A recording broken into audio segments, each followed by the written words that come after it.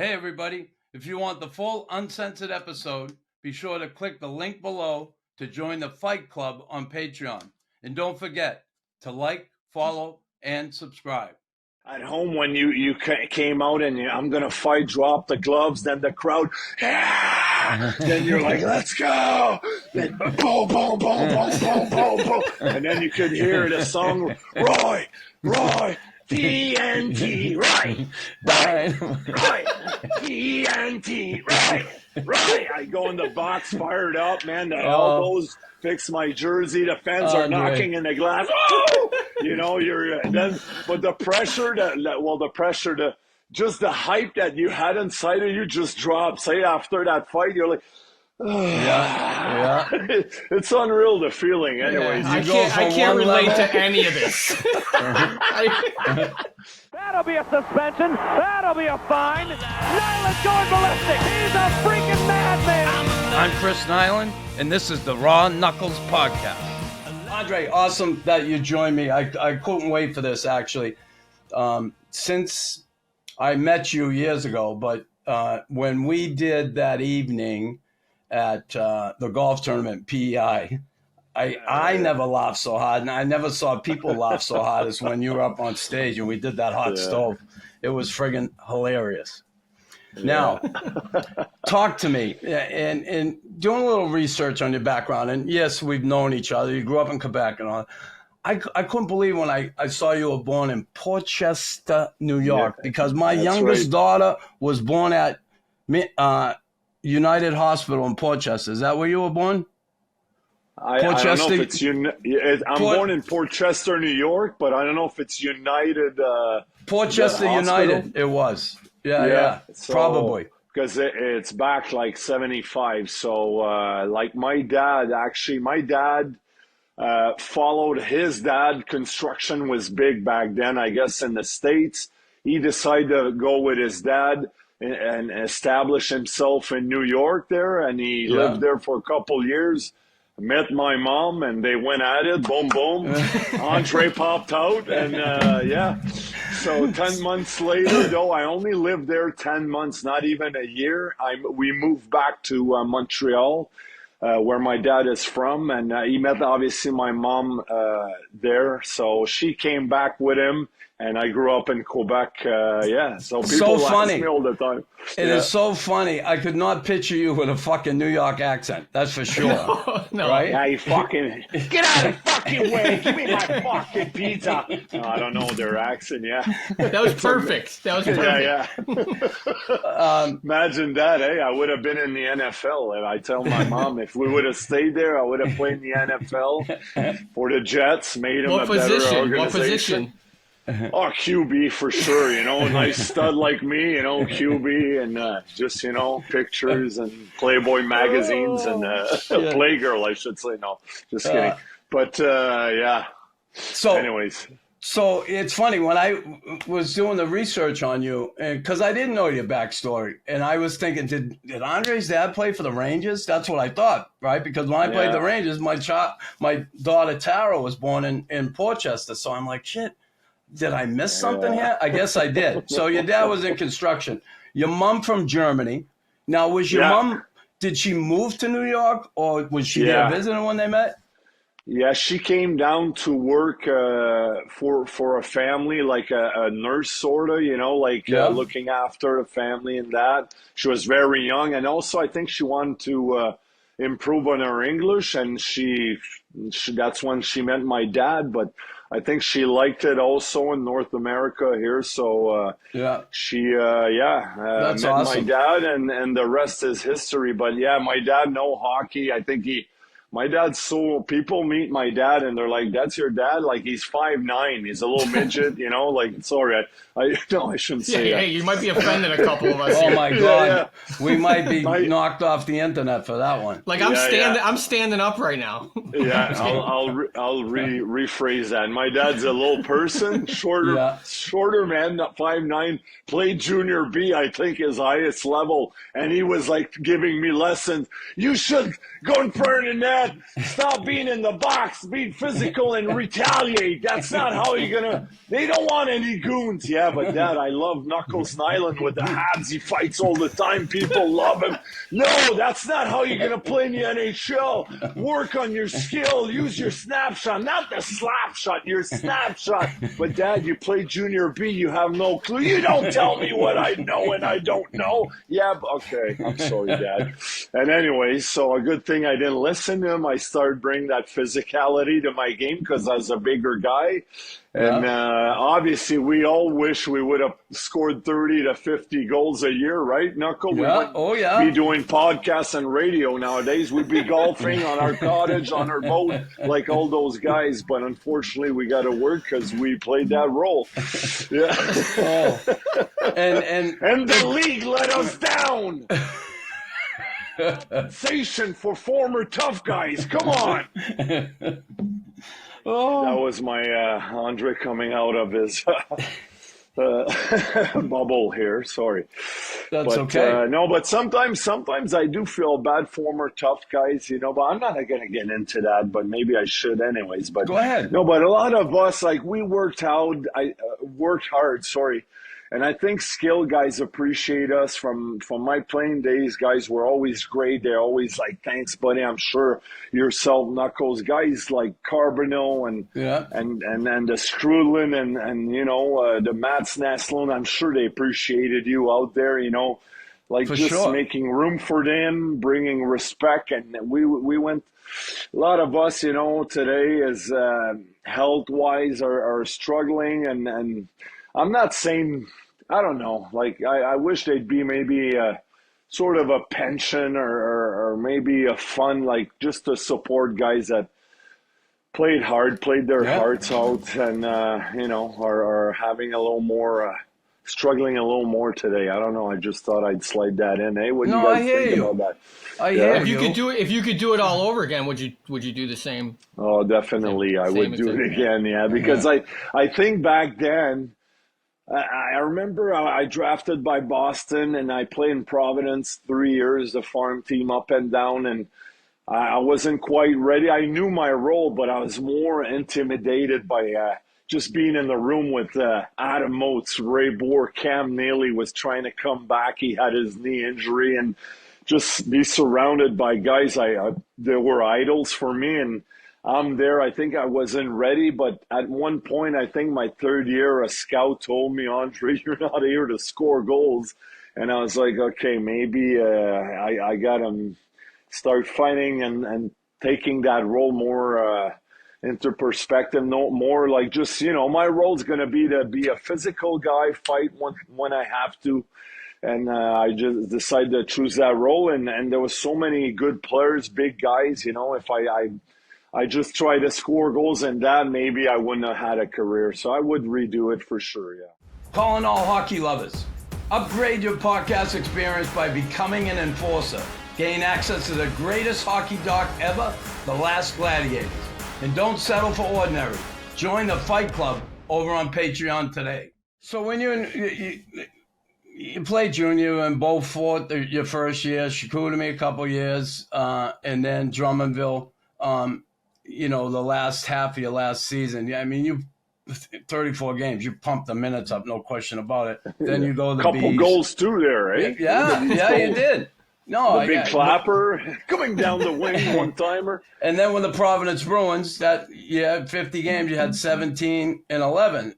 Those are good numbers for a tough guy. Now, not easy when you get up to the next level to score. And not that it was easy in American League, but it gets a little bit tougher. And you did have 10 one year in Tampa Bay. But I think a lot of that has to do certainly with your coach. Now, starting out, who was your coach in Providence? I had Bob Francis for 2 years. He got called up in the NHL, and Tommy McVie came the third year there. Okay. But then with Tommy, I don't know, he was old school, eh? And, we were dead last that year. It was just a tough year for the young. We're young, too. We had some young guys. But I think after that year, they brought in Laviolette, and they won the Calder Cup that year. You know what? You know who was going for the job that year? Was it Me. you? Yeah, Oh, my me and God. Peter were the last two. Pat Burns tried to get me in there, and anyway, we're the last two. He got the job, and the rest is history. God bless him. Oh, He's my done well. God. Peter's really done well. But so That might have changed things for me. Yeah, I don't know if anyways. you'd be on this Yeah. show if Nux was the coach. no, but No, but here's maybe the it would deal. have helped me. You No, know, because I Oh, would've- for remember sure. real- For sure. I think so. I think he would have, for sure. Do you remember LP Dan, Charbonneau? like, Do you remember? Charbonneau, tough kid. I played against him in the Q. Yeah, All right, I had him in the East Coast Hockey League when I coached there. yeah. Now, he had like 400 minutes the year before, and Yeah. he scored like 2 goals. So I got him, and I said, listen, LP, it's great you fight. I love that you protect your teammates and all that, but you got to play hockey too, because I want to put you on the ice. You want to be a player, you got to do some extra stuff. I did all the things with him that Lemaire did with me. Lemaire told me you fight too much. You got to slow that down. You get room. You can play hockey. Anyway, LP had 20 goals that year. It was unbelievable. He had the best year of hockey he had. But you need to have a coach. You need to have a coach that'll work with you and not just use you for that. And that's I really benefited from having Jacques Lemaire there. That's why I love this guy so much. He gave me an opportunity that other coaches just wouldn't. You know, go fight. Yeah. They're happy with that. Lemaire, he took it to the next level, and he helped me. Yeah. You know, I scored 21 goals with him that year. That's crazy. Like, who would have thought? But guys need the opportunity. You got to work for it, but you also need to have a coach that will help you in that way. Yeah, I So agree. I that agree. being said, who was that coach for you that you know maybe gave you that opportunity or a little more ice time than one coach or the other? In the minors, you mean? Yeah, well, mine is the Or just NHL. in your career. Yeah. In your career. Well, I always appreciate Jacques Martin. Like I had Tortorella, Jacques Martin in Ottawa. I don't count Boston because I was mostly called up and 4 or 5 shifts, you know, and it was Steve Casper that was there. Yeah, Didn't really God. get an opportunity. It was more of an evaluation in Boston, you know. But Jacques Martin is the one who gave me my opportunity, and I think he respected my role too. He never even told me that you don't need to fight, Andre. Go out there, be physical, be a presence, you know. And nobody never really, even Torts but I had Tortorella, Mike Keenan, Michel Therrien in Pittsburgh, so I had some coaches. You had Keenan? Where'd you have Keenan at? In Calgary, my last year. But he wasn't too bad with me, Iron Mike. That was my last year. I was like 33 years old. So he was mostly on the younger guys, maybe, you know. You got any good Keenan stories?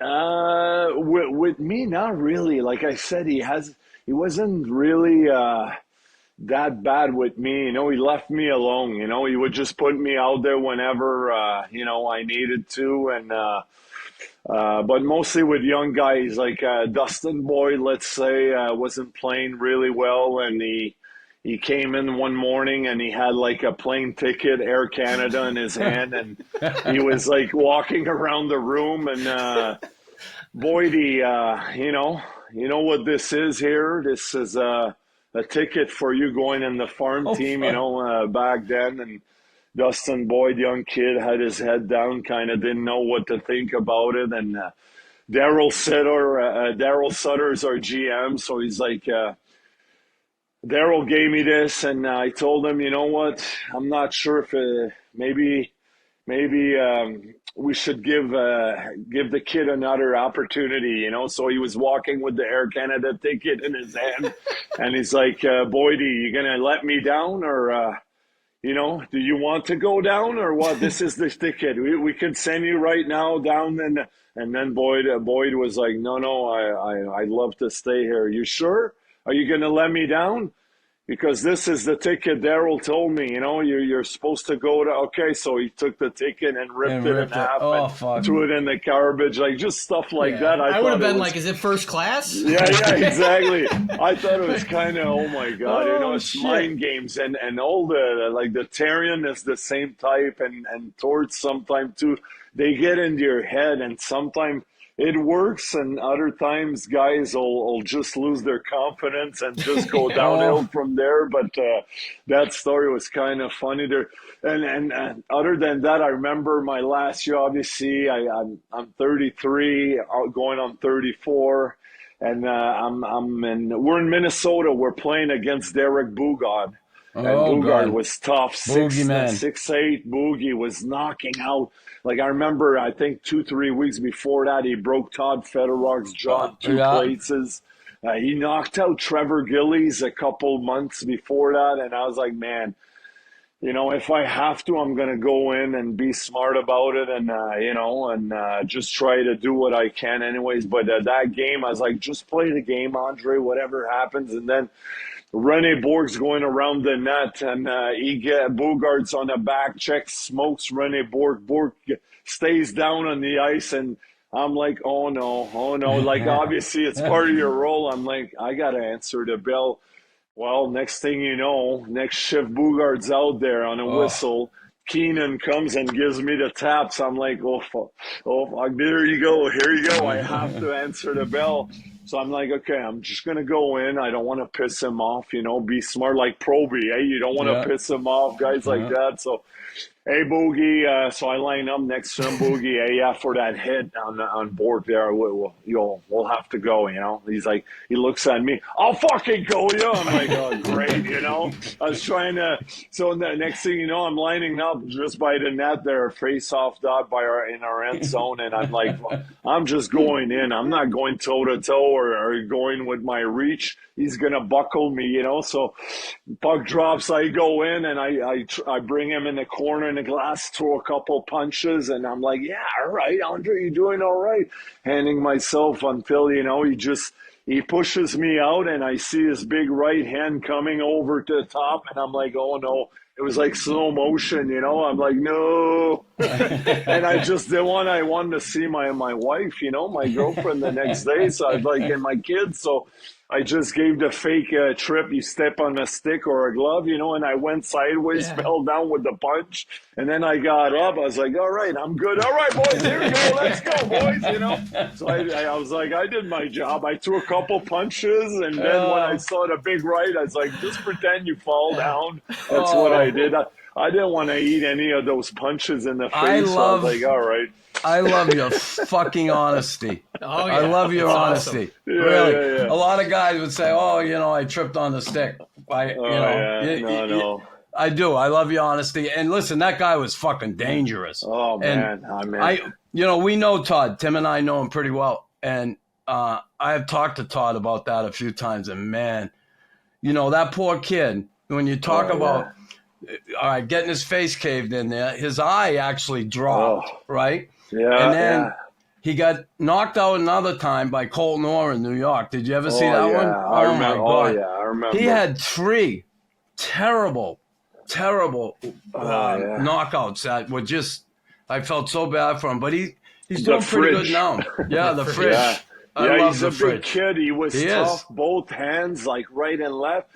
And I think he has an X-ray on his social media, whatever, of his face. Like, I think he had metal plates and different, both of his sides, and even his eye socket, like you said, it's tough. Colton Orr actually broke my orbital bone when I was in Pittsburgh, but tough kid. He punched hard. Colton Orr knocked out a couple guys too. He could punch hard. He caught me pretty well in the eyeball, broke my orbital bone. But in defense, I got to say that we won the cup the year before, and I partied for a year long. So when I came to Pittsburgh, I was out of shape.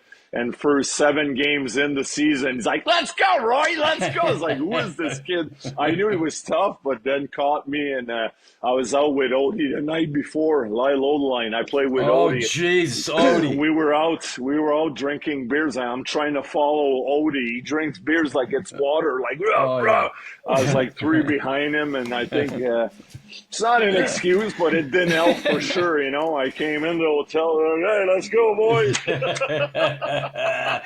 Odie. So did you have fear? Did you have fear like nights before games, or like what was your like? Oh, what was it like for you? absolutely. Yeah. Absolutely. And I think everyone does. Like, not at a point where I'm in a little ball, like sucking my thumb and, shaking, but Ty you Domi always doesn't. think, yeah, that's Ty the thing Domi I was doesn't. going to say. Ty was never scared. Yeah, come on. I've seen documentaries of Tony Twist and Ty, I guess, guys, I loved it. No, I slept well. Come on. Like, and a respect to all the fighters I know, but even the toughest guys will say, when they had that rivalry, Domi Probert with the Rangers and Red Wings, come on, don't tell me, Ty, you were like sleeping. I have a hard time believing that for sure. Well, Domi probably thought about On my end, I'll tell you, I love my job. I think you loved your job too, right? Yeah. I'm not going to say I was never scared to do my job. No, there were nights my ass was tight. I was, you're going up against tough guys. But I did sleep well. I slept well the night before the game. Afternoon of the game, it depends. I would take a nap, but the only time I started to really, honestly, worry about it or it started to get to me was in the locker room. But I felt comfortable there. Yeah. And once I got in the locker room, I started thinking about the game. And then, it's going to happen, especially we're playing in Boston. It's going to happen, so Jay Miller. If you say you're not nervous, then you're full of shit, I think. Yeah. I think you're full of shit. That's what I'm saying. Like, me too, I understand my role. The night before, most of the time, me too, I would think of other things and just, enjoy whatever, my dinner and that. But afternoon time, that's when I start visualizing a lot. That's when sometimes all depends who I was playing. That's when I was like, ooh, it was a little tougher. And then in the room, I was hyped up and, then I would get myself ready and I knew it was going to happen, like you said, or I needed, let's say we lost 3-4 in a row in the locker room and the atmosphere, the coach pissed off everybody. I'm like, okay, I need to get going. First shift, I'm going after whoever on the other side, whether it was Simon, Brashear, Colton or Goddard, I'd be like, I have to do it. Like, first shift, I'm going after it. So in the warm-up, get it done. I had the nerves going, and I was like, a little bit of coffee, Sudafed, Red Bull, let's go! And, get going. And then I was But for sure, there was always this little build-up. There was that little build-up inside of me. So I was nervous, but not at a point where, anxiety and I gotta, it's part of your role. It was just part of your role, and that's the way I kind of lost wherever I was going. But just go out. Yeah, that's what I was going to say. So I would just always tell myself, Andre, whatever happens, happens, and you get caught on the button. Obviously, that's not how I saw the fight. I visualized myself winning, but I always tell myself, if he catches you, whatever happens, he splits me open, and I've took some shiners and stitches. It's part of the role. Who cares? And that's it. Just go out and do whatever you have to. And I think my teammates appreciated that. So. Oh, for sure they did. And to have someone like you there, and just knowing that, because you've seen it. You've been in the room where you sit there and you see your teammates who are fucking nervous. I've seen it in Boston. I've seen it in Philly. I've seen it. And that's why you're there. You're there to try and give those guys confidence, be able to give them a little bit of security, and it's an honorable job. It's an awesome job. It was. And at home, when you came out and I'm gonna fight, drop the gloves, then the crowd, then you're like, let's go. Then boom, boom, boom, boom, boom, boom, boom, and then you could hear the song, Roy. TNT, right, TNT, right. I go in the box, fired up, man. The elbows, fix my jersey. The fans are knocking in the glass. Oh! But the pressure, just the hype that you had inside of you just drops. Say after that fight, you're like, Yeah. It's unreal, the feeling. Anyways, I go can't, from I can't one relate level- to any of this. oh, I would have loved it in Montreal, but I don't know how long my career would have lasted because, playing in Right. a hometown in a city like this, eh? Oh, it Well, was how was it, unbelievable. Knuckles in Montreal? They loved you. You were a fan for him. It was I loved unbelievable. You too. Oh my God. It was the fans. unbelievable. It's funny. You say that. Larry Robinson, like around it was about my third year, we got introduced at the beginning of the season. We're all at the blue line and get introduced. And Larry Robinson come over to me. He said, "Do you realize that after Guy Lafleur, that was the loudest ovation?" Larry said that to me. I mean, I did, but I was like kind of shy about it, because all my other teammates, and it was just crazy. But every fan base identify and love the guys who do that job. They just do. Yeah. And Absolutely. not just me. It's you. It's Terry O'Reilly in Boston. It was, all everywhere. Tough guys. Proby, Kosha. They just love those guys. And anyway, so you had like the Iserman, and then Proby was probably second, third. Domi, same thing. Let's say. Well, either Winnipeg, New York, it was Leach and then Domi. Anyways, they love and fans are great. You come out. I love when you fight. It's just a good feeling. How about you, Timmy, when you fought? How was it? Yeah, no, I had that. I slept like a baby the night before. I slept like a baby. I had no fear. Cool. I had no fear. Me and Domi. But Nux, you said like you were kind of like the solo guy, and then you mentioned Probert. He had Kosher. Like, did you, Andre, when you on any of the teams, did you have like a secondary guy that would do what you did, or was it just kind of you? Yeah, maybe in Tampa, I had Chris Dingman with me on that four line. So Chris Dingman, and Ottawa is pretty much me. Like Kevin Deneen was older. He was there to help me out. He was great with me. He could fight, but I think he was 37 back then. Great guy. Then in Pittsburgh, Bushy was there. Ryan Vanden Bush was with me. In Pitt. We were there for Sid's rookie year. He was 18-year-old. Tibbetts wasn't there. Was Tibbetts there then? No. Billy I think that was Tibbetts? right before me. And then Eric Cairns came in. They acquired him a little later on. Sid came in as 18-year-olds, and I showed him everything I had. Then I let him flew on his own, and he had a great career, still doing well in the NHL. And just kidding. I'm being sarcastic. Then I went to Calgary. Who was there with me? Not really. It was me. All right, before Calgary. Anyways.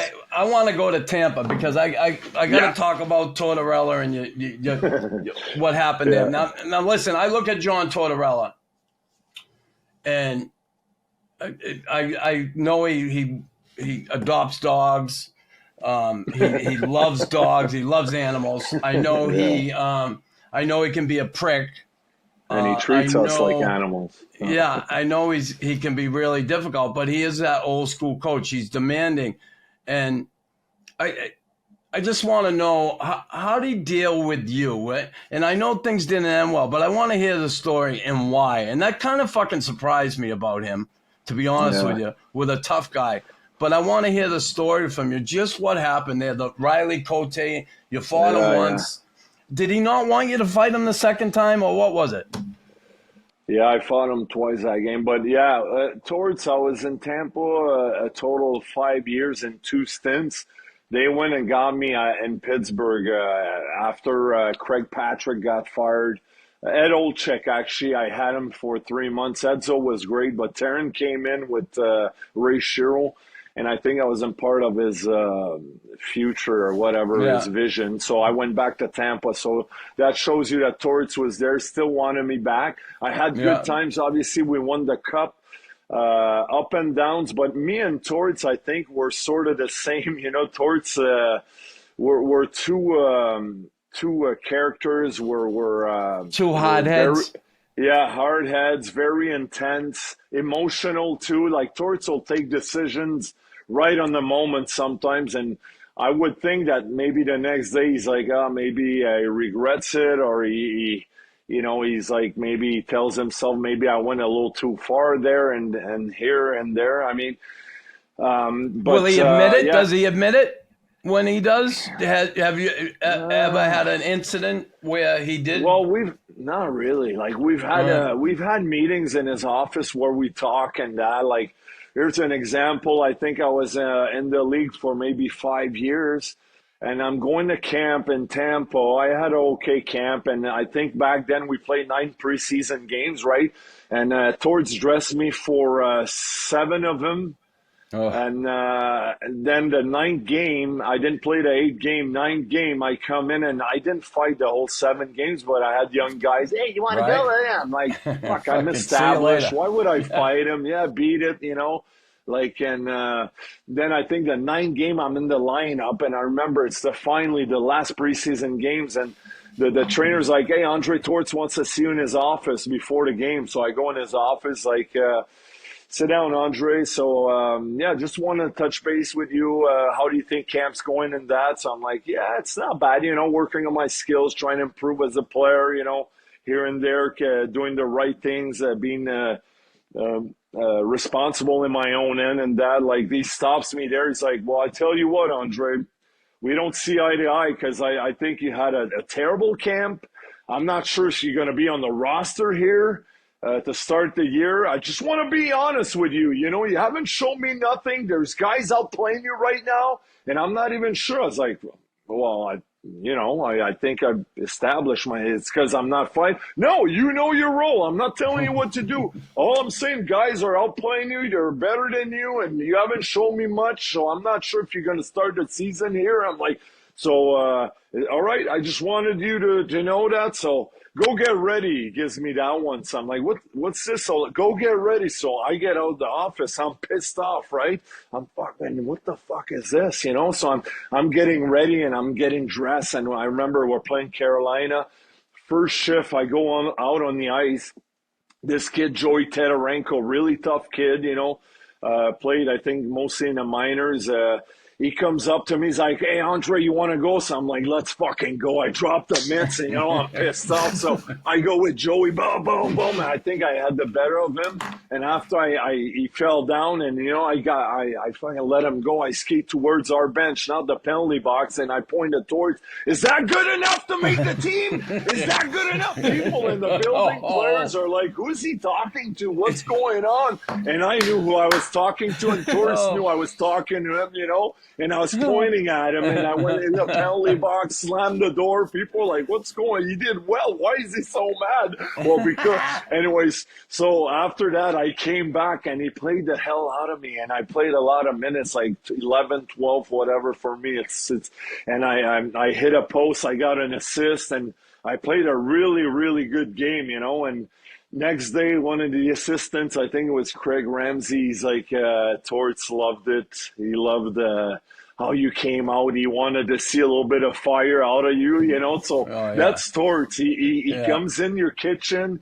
He gets into your head. He wants to, you know, and that's what he does with every player. But and once he does that and it works, he just fucking keeps going, right? Yeah. And then he goes after another guy that he thinks is not playing hard enough. So he's that type of coach. He gets hard on you in your head, but it works with some, because I've seen some young prospects that, you know, Torts get into their head and they just crawl down and, you know, their career, you know, they mentally, and he was hard on goalies too, a lot of goalies. John Graham almost fought Torts one time because Torts told him to fucking wake up and not let his teammates down, and Graham told him, fuck you. He's like, say it again, fuck you. And they tried to go at it. Guy stepped in. It was so funny. But that's the type of coach anyways. But the story in Philly, like I said, what happened there? So you fight Cote once. Yeah. So we had like 4 fights that year, I think, and it always did well. I thought I had good fights with Riley. First period, I did really well. I think I had the edge on Riley. Yeah. Second period, he wanted a rematch, and I was out on the ice, I don't know, 15 seconds, whatever. It's still not an excuse, but, you know, you want to be fresh when you go out there anyways. And there was a little line brawl, 5-on-5. He came right at me, grabbed me. He's like, let's go. I saw your arm came out of your sweater, right? So I was like, fuck it, let's go. So I dropped the gloves, and then we're squaring off. and Riley's like trying to grab my jersey, and I think when he grabbed my sleeve, I came out and took my elbow pad off. You came out and went like this. I didn't even have a chance. As soon as I took my elbow pad out, he came in with a left, caught me on the chin. So he hit me in a sweet spot. My legs buckled, good for him. Maybe I always tell myself I should have been more aware, more ready. I think I kind of went in thinking he would back off and we would square off in the middle of the ice or something. But I just took my elbow pad off and boom, caught me on the chin. And one little mistake, right? Yeah, one little mistake. Yeah, that's but he called me. I had a whiplash. Next thing you know, I'm down in the crowd. It's in Philly. They're, and I kind of knew what happened. So the referee stepped in and whatever. I skate to the box. I'm a little woozy, obviously. And then I look on the scoreboard. They're showing the replay nonstop, So that was our second fight, And then I'm like, oh, fuck, okay, he caught me right on the chin. So I'm pissed off, obviously. And fans are like yelling at me, it isn't for that, right? You fucking wussy. So I'm like, oh, fucking guy, I'm going after him again. But this is not going to end like this. Fuck this, So were you yapping off the bench at him, right? Yeah, but now we're in a penalty box. So the second period ends. I come out, I go in the room. This is where it happened. So I'm in the room and Tort's like, Andre, come here. So there's a little hall on the other side. So I follow him and like, are you okay? Can I play you? I look at Tort and said, can you play me? You can fucking play me. I'm starting the third period. First shift, I'm going with Cote round 3. He's like, no. Get undressed. No. I was like, what? He's like, stay here, get undressed. You're not going to go out there. I was like, I'm going out there, Torts. Fuck you. And then he saw me, like, he saw the fire in my eyes. I was losing my fucking mind. Because the thing, I remember a year before I took a penalty, they scored on a power play. He told me to get undressed between periods, which I did. I don't know why. I just listened to the coach. Yeah. And I went home, and I remember we were going on a road trip.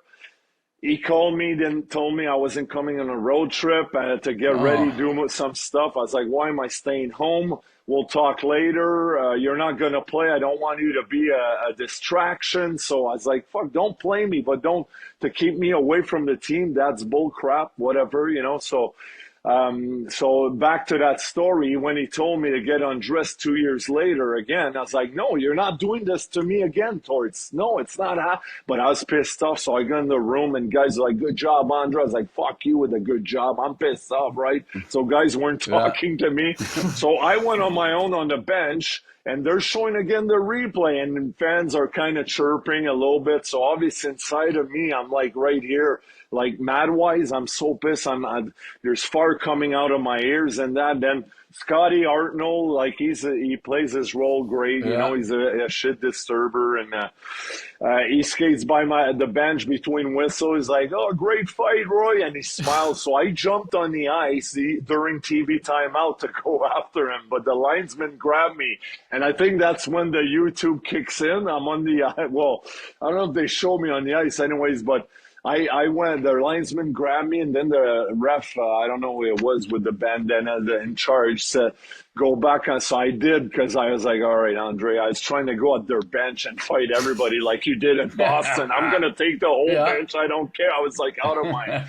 So I go back on the bench, and they're looking at me, but Cote, like people think Cote and I, but he did his job. Yeah, he caught me, but he wasn't chirping me. He was just looking at me.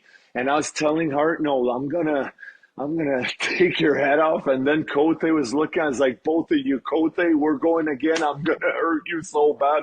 I just at that moment, I lost my marbles, and I'm not proud of it. I always say, I reacted, but in the moment, it's tough.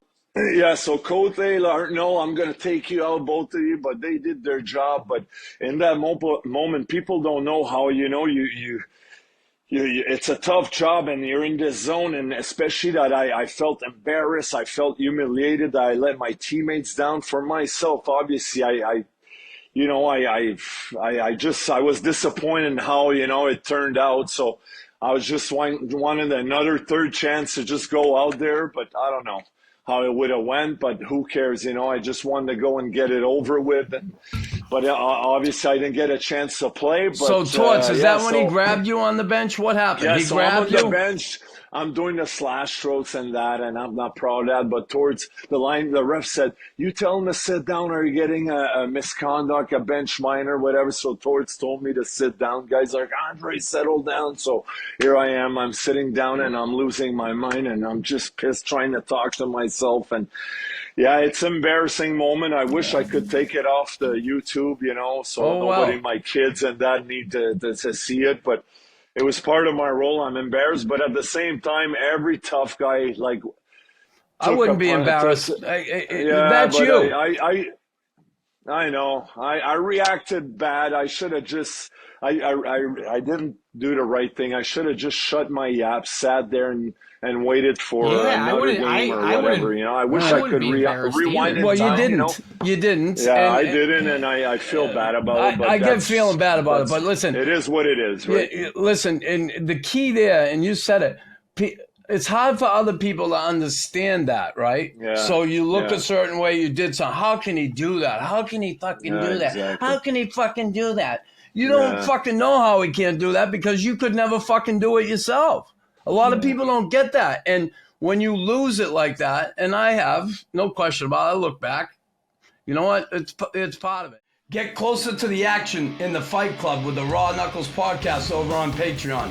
Whether you're an instigator, enforcer, or aiming for the Hall of Fame, there's something for everyone waiting for you. Don't miss your chance to be part of the ultimate hockey community. I look at it like, it costs you that way, but in the end, you stay true to yourself and who you are, right? And I think that's important in life too. It may cost you. Other people, they don't give a fuck. Some people could give a shit. But you staying true to yourself, there's something to say about that, I believe. So yeah, But Torts is that type of coach. Even today, he's a hard-nosed coach. Wants to get the best out of every player, and that's why sometimes he gets a lot of he gets How into about Sean jams with Couturier? certain players. How about Couturier? Couturier last year, right? And then in Columbus it was the Bobrovsky and the Pierre-Luc Dubois. Yeah. Well, he's another guy, but the thing about Dubois, though, yeah, he's honestly, I think he played his best fucking hockey under Torts. Yeah, exactly. That's why he gets into your head. And Vinny, I got to say, LeCavalier scored 50 under Torts. He was really hard on Marty Vinny, loves him. Marty, right? Marty St. Louis loves him. Marty loves him, but Marty was the type of guy, as soon he had a little situation with Torts, he'd go in the office and settle it. Yeah. Marty was the type of guy, I don't let it, like, most of the guys, he would yell at me, fucking get your head out of your butt and just rip you apart in a meeting. You would go home and go play golf, whatever, and say, fuck him, But Yeah. Marty was the type of guy would like, what's the problem? Okay, what I think of what happened, he would tell him what he saw, and then Torts, and then they would settle it. I think that's why. Yeah. Maybe it's the right way to settle things, when things aren't going your way. sure. Maybe sit down, Sometimes, talk about it. Maybe I'll sit down with Torts and we'll talk about it one day, Maybe. And cooler heads prevail, right? Sometimes. But that doesn't always, it isn't always the way. So you go to Calgary, you play that year out, and I bring it up because I've struggled with having to walk away from the game. How was that with you? And in Calgary, you didn't get another. What was the deal? You end the season, then you try to get another contract, or did you just walk away, or what was it? Yeah, I had an all right season, like 44 games or whatever. I had a couple injuries. My elbow, I remember, I had surgery on an elbow from hyperextended, hyperextension. Yeah. I had tendons, like, just from grabbing and whatever. But now I'm 34. Obviously you're up there, but I wish I could have got like a couple more years in. You want to play until you're done. I was on the line of signing. I got suspended some stupid stuff in the playoffs on the bumping into a guy on the red line. But Colin Campbell never gave me a break. He was a fucking prick with He's me. a dick. Anyways, He's a dick. Oh, he was I a didn't care dick for with him. me. Like I bumped into a guy, pushed him. I was the guy that initiated it, and I got 2 games. Daryl was mad at me after that. Like, I was like, Daryl, all I did is pushed him, and it's my fault. I get suspended. Are you kidding? They're saying I crossed the red line. Anyway, stuff like that. So, anyways, I tried to sign until camps. The Islanders were sort of in the picture, and then I think they went a different path. They had some tough kids in their farm team anyway. So I was sitting at home. Stay ready. You never know. Then September, October, November, I get an offer in the KHL. I called Sergei Gonchar, which I played with. And it was the team Vitiaz Chekhov. All they wanted was fights. Chris Simon was there. They brought in guys, the Marastis and the Did you get a good offer? It was $150 US, and I knew guys that never played in the NHL were making $300 in the KHL. Yeah. I was like, can I get at least $250 too? They said, that's all we have. It's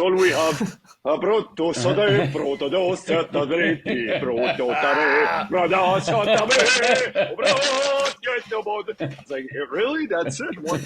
So I was like, and then I called Gonchar. He's like, yeah, it's a bad city. It's not the NHL. Everything's older, the planes, the food. So it kind of bummed me out. And I heard the stories of also if they don't like how you play, and they wanted me to fight. From what I heard, they wanted me to go there and just fight pound Russians every night. And and then I was like, I'm 34. I was like, really? 150? What if I don't fight and they don't pay me? Because I heard those stories. And I decided, you know what, I'm not going. So I didn't go. Maybe I should have, but I said I'm not going, and that was it for me. I waited. Then that was really tough because the whole year, all I did was sit home and watch hockey games, NHL games, the Habs, whatever. Thinking I could be there. I could be there. Yeah, I should be there. I was like, are you kidding me, this guy? Come on. Like the Habs. I can beat him. Oh, it was like, and no respect, but let's say they had like Tom Kostopoulos, Matthew Darsh, and I think George came in with the Habs after. He wasn't even playing, but I was like, come on. Like, anyways, when I was watching other teams around the league, I could still play. And so it was tough, like a little mini depression, I'd say, yeah. And Not just easy. in my basement washing game, and I drank quite a bit, like for no reason, just because I was bored and I had nothing to do. So after career, that's why I get it. Like every athlete, NFL, baseball, basketball, when you retire, no more money coming in, you lose that camaraderie with your teammates, being in camp surrounded by your buddies and playing the game you love.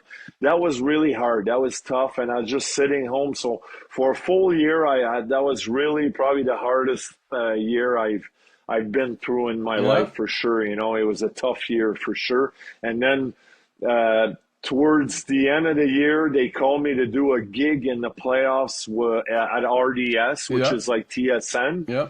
And I went and I had a little talk with some of the producers there, and they asked me if next year I would be interested in maybe coming once or twice a week, which I did. And then I had more and more opportunity to be on TV, and that's how it went. And then lucky enough, I used my personality because I was always a guy that in the room that I like to have the guys laughing. And, you know me, like you. I can't see that. Just clown around and, talk about the game, but make it funny too. So then I'm still doing a little bit of RDS podcasts and radio stuff like that. Charity events where I see once in a while, and then I get crazy on stage. Yeah. Please welcome beautiful Andre. Shake, shake, shake. Gonna shake that thing. All right. Andre, I was sitting next to you at Nux's that charity, and you were, I was laughing. You were, I don't know what you were talking about, but you kept doing the sound of like when you hit the button for the stewardess. That one. Sounds just like it. Oh yeah. I would do that in a plane. They would go nuts. Who's ringing the bell? Stop it, guys! That's enough. Funny. But yeah, it's hey, that amazing. was fun. By the way, good first year. Your golf tournament, Knox. It was good. Next year, maybe more drinks on the golf course. For sure. More stands, more. Well, no, but it was awesome. Good first year. The dinner was tremendous. Good job on that. Yeah, thank you, and thanks for coming. And next year, we're gonna do 2 golf courses, and we're gonna only do 45 foursomes. So it's going to move. There'll be a lot more food and a lot more drinks on the course. This year with only 1, it was really difficult. I think it still moved pretty good, but, next year it'll be a lot smoother. Food was great. Yeah. And more importantly, I think the people had a blast. I think a lot of people had fun there, Yeah, absolutely. And for the cause, you raise money for that kid. That was great. Liam. How much your jersey went for? $41,000. Wow. Here's what happened. $41,000. Here's what happened. The one guy bid it, like Jamie was bidding for my friend, Marco. Yeah. He said, I want the jersey no matter what. He took Abba Jack guy back to Toronto. He had to leave, so he flew him back on his plane. So he said to Jamie before he left, listen, I want Chris's jersey and I want the chair. So no matter what, get him. So next thing, I'm looking at Jamie. I was telling Tim the story. She's up to $5,000. I'm there, what are you doing? I'm not buying my own jersey for $5,000. What are you, crazy? So I didn't know Marco told her that. So next thing, it's up to $21,000. And I went over to the other guy, Mark Bebo, and I said to him, this is nuts. What are we doing here? So he said, here's what I'll do. He can have the jersey for $21,000, and I'll donate $20,000 to Liam Foundation. So $41,000. It was incredible. Like unreal, 2 really generous men. I'm so grateful. It was really cool. Really cool. And that's what it's all about at the end. But But when you bring the hockey guys out too, people love that, right? The hockey guys come. People. It was awesome. The guys who really, honestly, I'm so grateful and thankful that all the guys showed up for me. And I wish Liam. I could get to people listening. You never know, or whatever. If you have connection, I want a Montreal Forum red seat in my house. I don't have one, and I know there's some for sale, but they're asking we can find prices. You one. I'm gonna find you one. But they're asking like 13, 15, and I'm like, come on, I know it's still a piece of historical to form that, but sometimes someone will listen. Hey, Andre, I'll set you up. Here, you come to my event, come have dinner with my wife, and I'll give you a seat. Yeah, for sure. I'll go there and, crack a couple beers and play guitar. But, how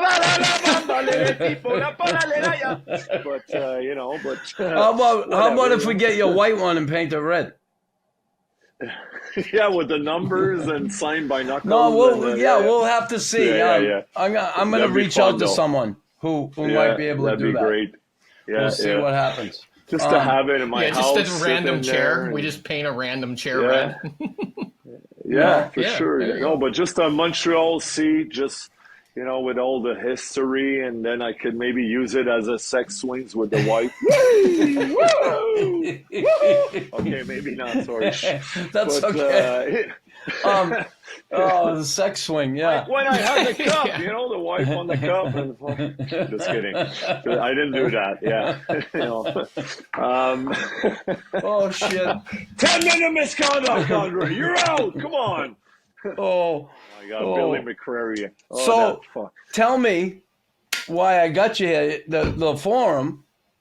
What was your first experience at the Montreal Forum as a kid? Yeah. When's the first time you went? I played an exhibition game there when I was Adam AA. I remember that was awesome, just being in the Forum against a team from West Island. I remember that. So we got to play an exhibition game. I don't know who set it up but that was pretty awesome. But my first game ever, I remember playing with his this kid, his dad had season ticket. Well, I don't think they were season tickets. He just got a hold of those tickets because we were in the nosebleeders, and it was against the Hartford Whalers. My dad says, we're going to the Forum tonight, and I think I was 12 years old. Wow. I was like, no way. And we were in the 300s up there, and I remember seeing the guys this big, but the Habs were my team growing up, and I remember like the Nasloon, yourself, and Savard, those guys, Guy, and and I'm up there, and even Richet's first two rookie years, that with a big clapper, Richet coming down the wing anyways. But I remember the Habs were my team, and we were up there, and that was unreal just watching the game. I didn't care if I was way up there, just being in the Forum. I still remember the what the a building. It was incredible. It was so loud. The Chien Show, the hot dogs were great. The Chien Show is the best in the league. Night. The best in the league. So that was probably one of the only time I went to a game because, we grew up three boys, and obviously my dad worked hard. It wasn't easy, but he had the tickets there, and against the Whalers, it was pretty awesome just to be there. So cool. And I had a dream since a kid, and I was just like picturing myself on the ice there wearing a jersey, and it's crazy, and then you look back after a couple years later, you're there, you're drafted, and just crazy. It would have been nice to don that Habs sweater for some time, right? Oh, yeah. Wouldn't that have been? For sure. People always ask me, would you love to play for the Habs? I would think so, for sure. They were a childhood here. And we all say that, but it's true. The only thing, that Montreal, it's a big hockey market. People really, they look at you, every move you make, you got to be careful. I don't know if at a 24, 25, how would have been good for me or bad because, you're younger, you're in the NHL. Like people say sometime, Arbor Jack Eye, young kid, the crowd, you're my hero, you're my idol, and maybe you get a little cocky, and I don't know if that would have been the case, but definitely would have loved to play for the Habs at one point in my career for sure. Well, it was like me, right, with the Boston. I got there at the end. I was beat up by the time I got there. It was difficult, but and then I don't know if I got there at the beginning, would have been the same. They had so many guys that fought, right? Like Montreal needed me at the time. Yeah. Bruins, they had O'Reilly, Jonathan, Secord, Winsink. They had like 4 or 5. So anyway. But in your hometown, like what I'm saying with your buddies, everybody people, around, everybody's buying you dinner and drinks, and just because you're in your hometown, you're a local boy. So I don't know, would that maybe worked against me? Like it would have worked against you? Maybe we would have turned out like, this guy's a fucking bum. We're done with him. 3 years on the show, and that's it. So who knows? But Andre. But it must have still been special, Knuckles, to put a Bruins jersey because you grew up there. It was Irish kid, and let's go Bruins, park my car. Fuck you. But you are fucking beautiful. You are beautiful. Fucking right. Buddy. Hey, Timmy, you're a Montreal boy or no? Chicago?